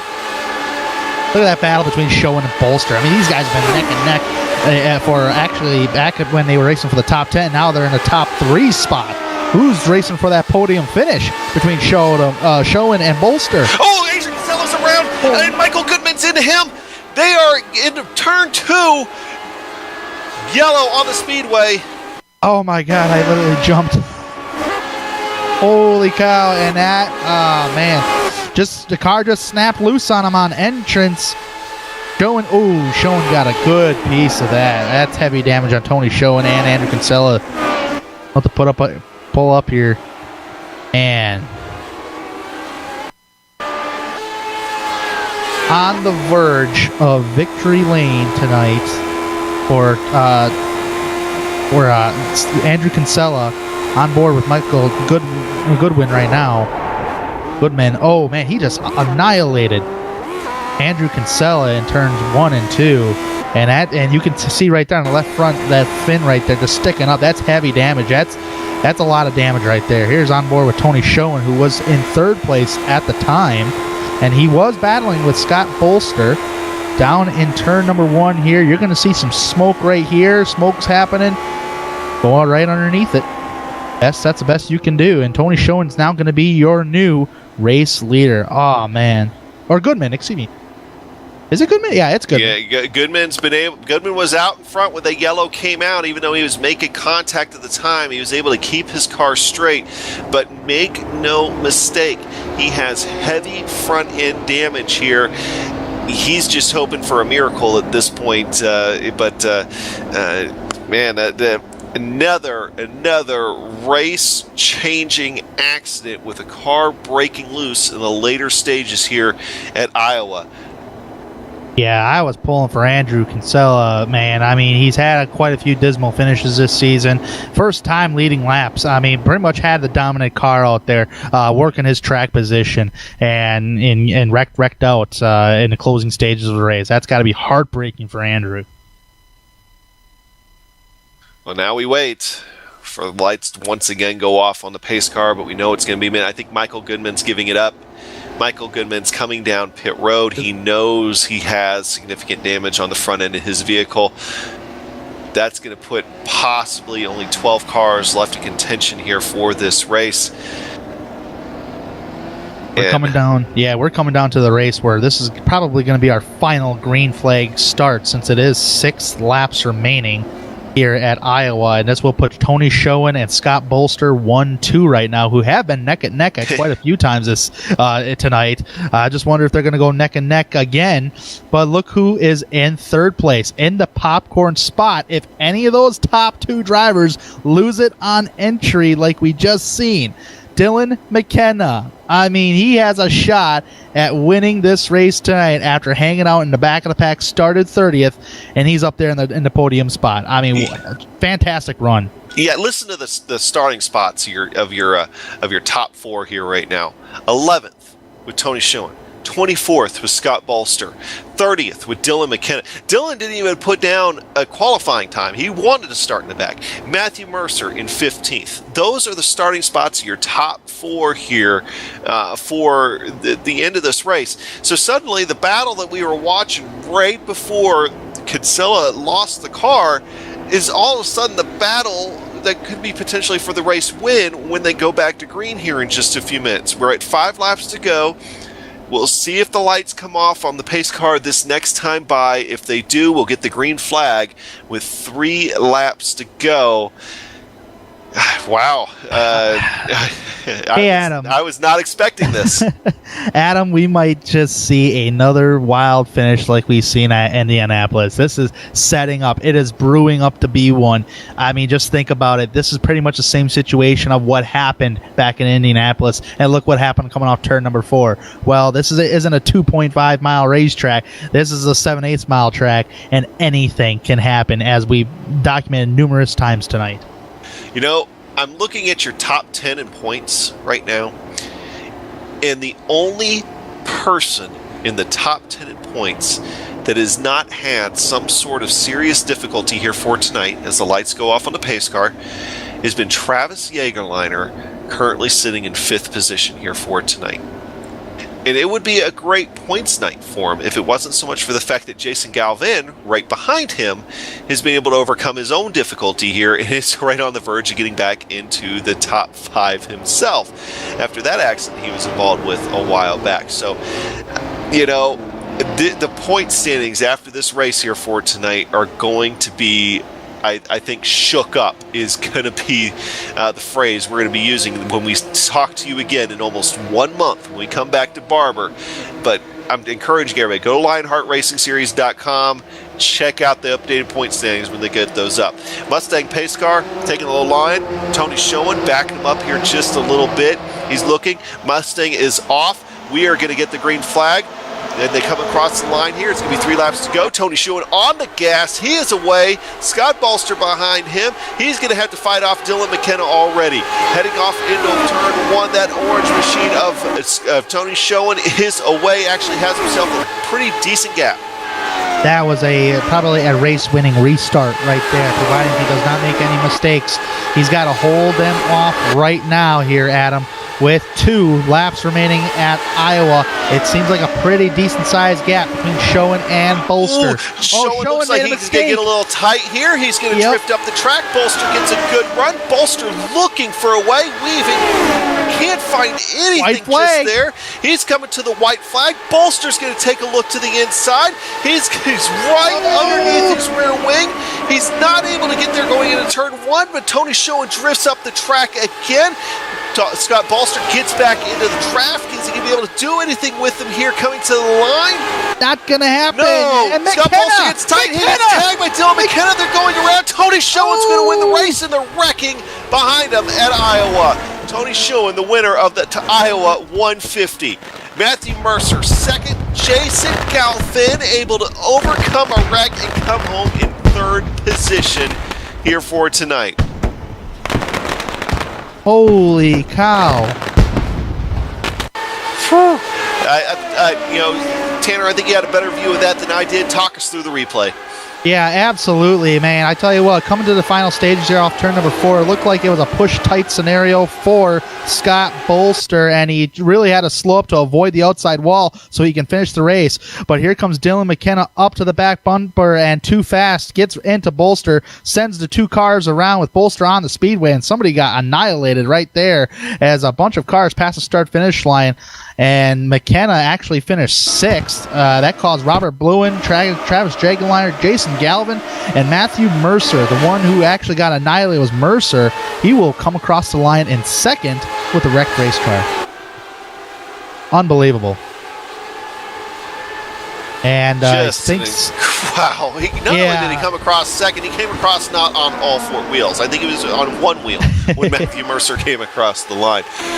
Wow. You called it. You felt something in the air. We're going to ride on board here with Jason Galvin, as he's going to see everything happen in front of him. You can see the contact between Bolster and McKenna.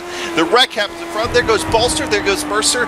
And Jason Galvin able to bring that car home in third position after the big accident he was involved in himself earlier on. While the fireworks are going off, Tony Schuin celebrating his victory. We'll be right back on GSRC to bring you the finishing order.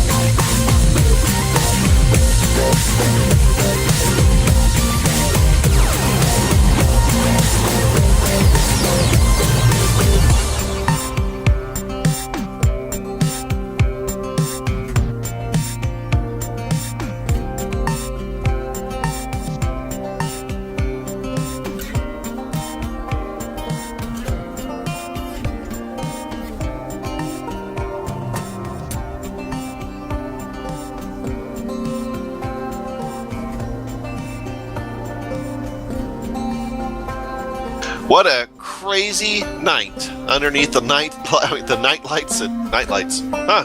Well, I think some guys are going to be wanting a night light after this thing. Is definitely scary for some. Bring it home with the race win. Tony Schuin coming home And I think for all intents and purposes, a surprise win here for tonight. We'll talk to him coming up here in a few minutes. Matthew Mercer coming home in second and not on all four wheels coming home in second. Jason Galvin overcoming some trouble and finished in third. Travis Jagerliner in fourth position. Robert Bluen, coming home in fifth.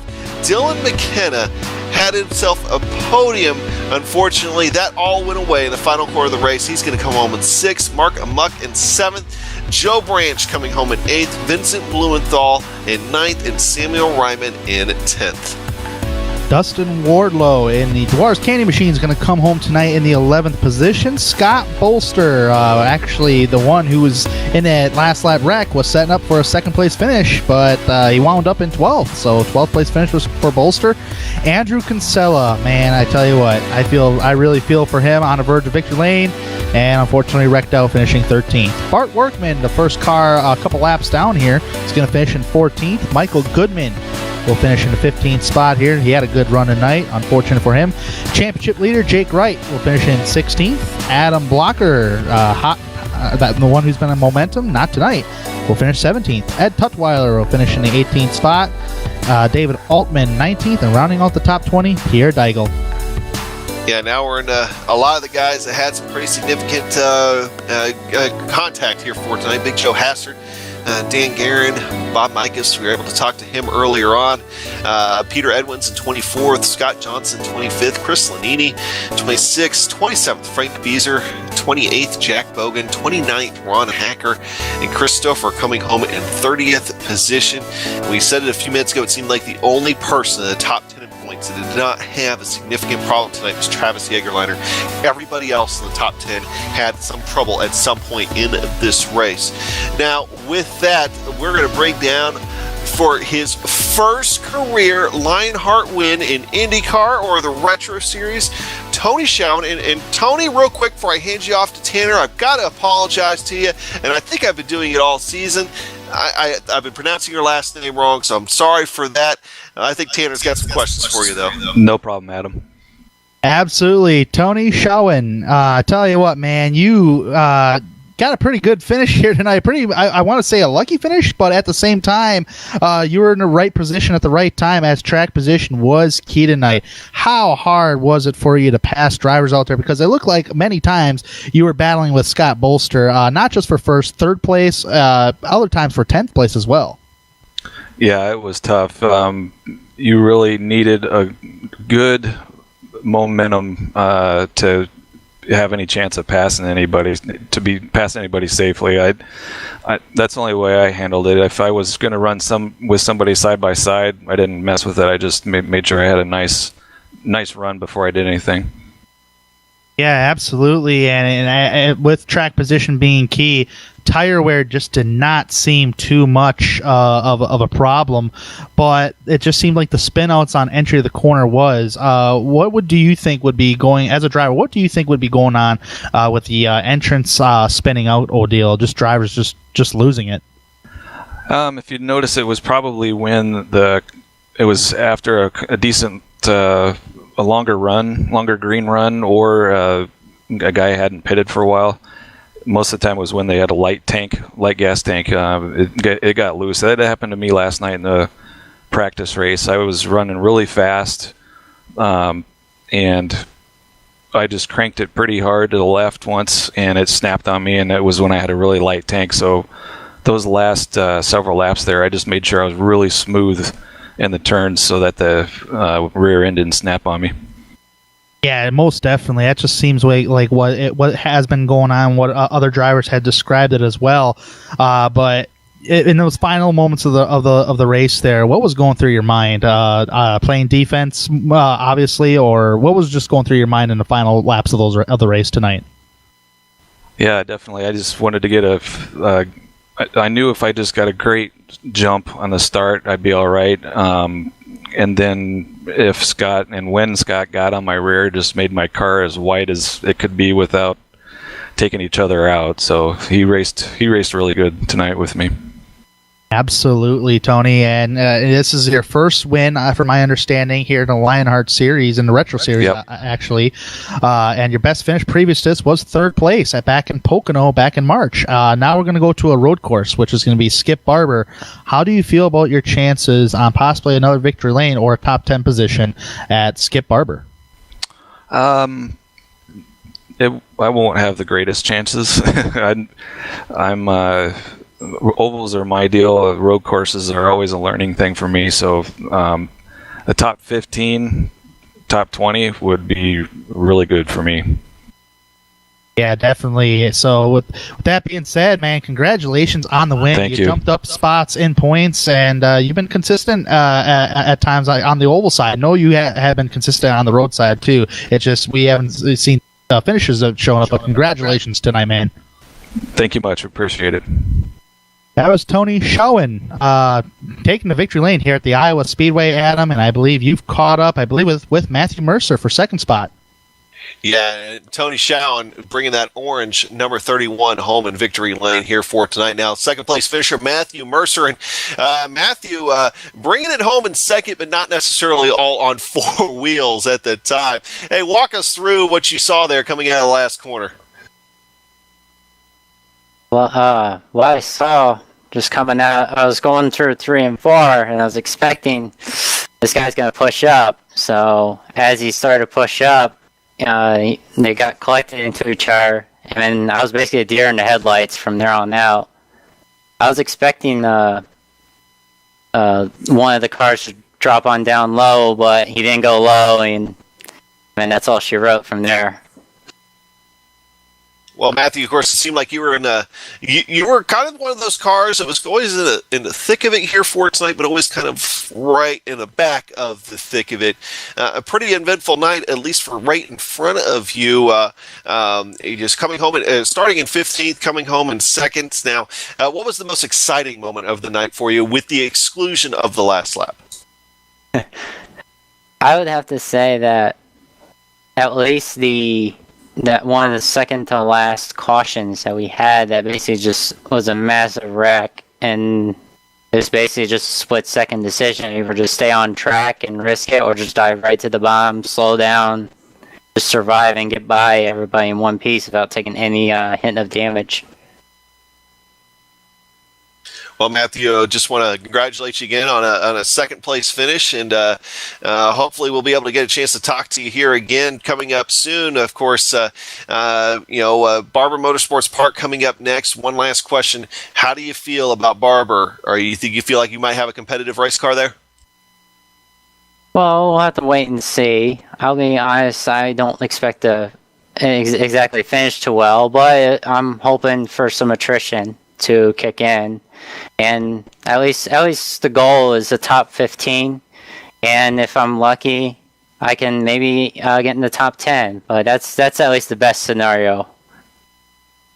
All right. Well, once again, Matthew, congratulations on second, and as I understand it, your first podium here. Hopefully, we'll get to see you again in many more races on the podium in the Lionheart Retro Series. Now we got Jason Galvin. Jason coming home in third after that wild last lap. Tanner's caught up with him.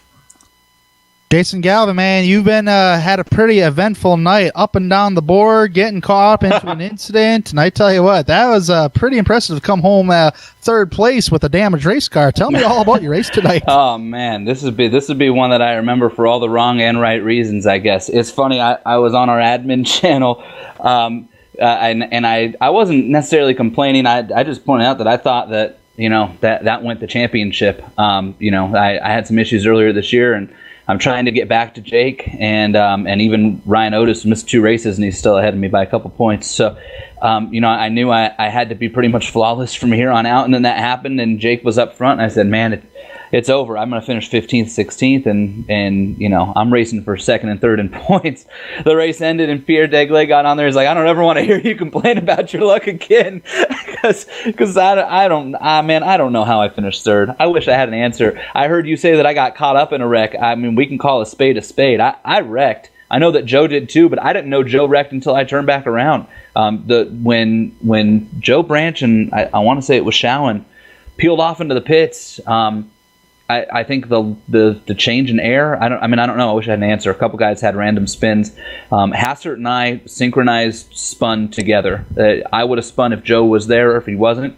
I made a mistake. I wasn't ready or prepared for that, and I was prepared to pay the price for it. I thought that I had just made a mistake that cost me any chance, as dim as it might be, of competing for a championship this year. So that's why you never give up. I was fortunate that the car was still drivable, even though it was a little slow.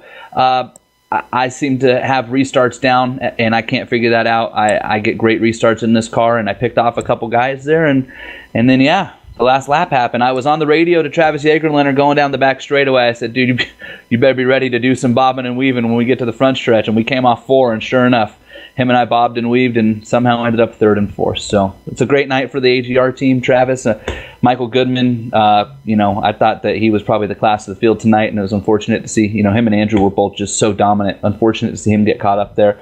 Really thought he had a chance at a win, but it turned out to be a great points night. I'll take it where I can get it. I don't know how I finished in the top 5, let alone on the podium, but I got no complaints. I guess you have bad nights, between getting wrecked coming to the checkered at Indy and then the next race at Milwaukee, being in the lead and having the internet go out. This is one of those nights where when you look back at the year and you go, man, remember that race when I just got railroaded? And then you look back and you go, yeah, but here's the race that I should have been buried in, and somehow, we made something out of it. So we'll take it, and we'll move on to whatever track we're going to next. I think it's our last road course, Barber, so that should be eventful. And then we'll hit those ovals at the end of the year and see what we got.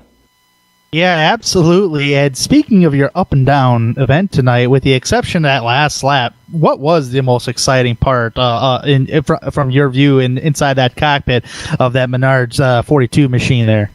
Man, I gotta tell you, we had a stretch there, that first real long green flag run that we got, where it was me and Joe Hassert sliced and diced our way through the field like crazy, and that was fun. Big Joe's had some bad luck in both series this year, but everybody knows that man can drive the wheels off of an open wheel car. So to pass the guys that we were passing when everybody else seemed to kind of be struggling, and to make up the ground that we did was really a lot of fun. Right before him and I spun at the end there, we were hauling the mail. I ran a 17. I think I ran the second fastest lap of the race. So it was cool to know that we were that fast. But I tell you, from pure I need to change my diaper, holy cow moment. There's nothing like turning the wheel left and then then the car keep going. I had a 3-second stretch where I turned sideways, and I thought to myself, no, don't hit Joe Branch, because I went down on the apron. I came back up, and I was trying to look off into turn 3 and miss whoever was coming. I don't know who caught me. I know that there was a big wreck. Somebody clipped my rear wing, and it kind of set things off. I was trying to miss everybody I could.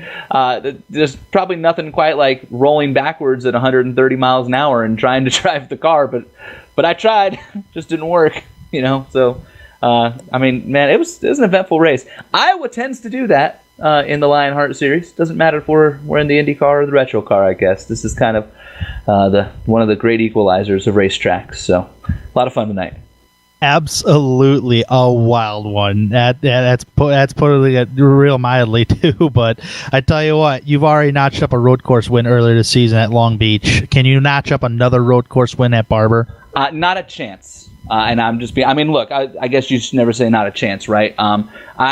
I felt pretty good about competing at Long Beach because that's my home track. I grew up in Southern California. I went to the Long Beach Grand Prix. I've run a lot of laps there, and I feel like not a lot of people have because it's a test track and isn't on the official schedules. I've probably turned more laps than most, I would say. So I knew that, and I knew I could run with Jake. And Otis was frankly the class of the field there and got involved in a little bit of a mix-up, and that's the only reason that I was able to run with him. So, look, if Otis is going to make Barber, he's been impossible to beat on a road course in this car, I feel like, when he makes them. And Jake and with Adam Blocker in there now, Dustin Wardlow keeps upgrading his setup and getting more consistent. He had a freak spin tonight too, but he's found his groove on the ovals, and he's a damn good road course driver. So I'd venture to say, if I pull a top 5 it'll be a great night. Barber is not my best track from a road course standpoint. I like it, but I'm not necessarily fast there, so we'll see. I'm aiming for a top 10 in the clean race, and if we can pull a top 5, then we'll take it, and then we'll set our sights on the end of the year. There's in my opinion, a real strong stretch at the end of the year in this series. Phoenix is my favorite track. Dover, I've been real good in the IndyCar there in Lionheart the last 2 years, and I grew up going to Auto Club Speedway, and I was pretty darn good at Michigan until a little bit of contact on pit road. So I've got my eyes set on those last 3, and my goal when we get to Barber is to survive in advance, so to speak. Because if I take myself out of it, then it's not going to matter what happens in the last 3 races. Got a month to prepare for Barber. Well, Jason, man, thank you for coming to talk with us here tonight, and congratulations on the podium finish here at Iowa. Thanks, boys. I'll take it. Thanks for all you guys do. Great job tonight, as always. And we'll see you in a month, I guess. Well, Adam, that was Jason Galvin. He gained 19 points on second place. He's got a shot when it comes to Barber, but back to you. Yeah, and we keep mentioning the driver standings, how we think that's just going to be totally shooken up. And good point by Jason Galvin bringing up his AGR Motorsports teammates. The team championship is going to be dramatically shaken up here after tonight. Basically, all cards back on the table as we go into the final stretch of the season that begins in a month. Tanner, any really quick final thoughts? The championship may be a little bit out of reach when it comes down to these final 4 races. It's going to be a real battle between Otis and Galvin for that second place spot. Only 8 points of separation between the two. You got Barber, Dover, Phoenix, and Auto Club. It's going to be fun, and it's going to be wild. Alrighty, well, with that, we're going to wrap it up here tonight.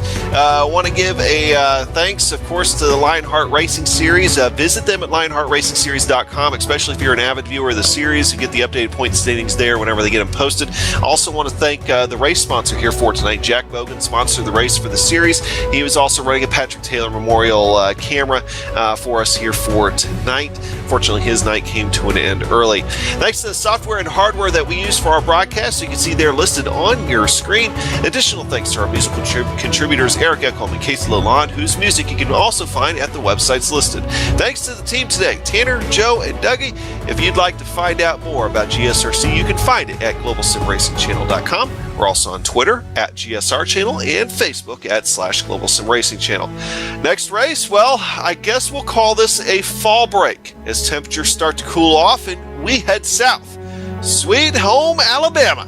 The Barber 100 and the last road course of the season comes your way on September 28th at 10:35 Eastern Time.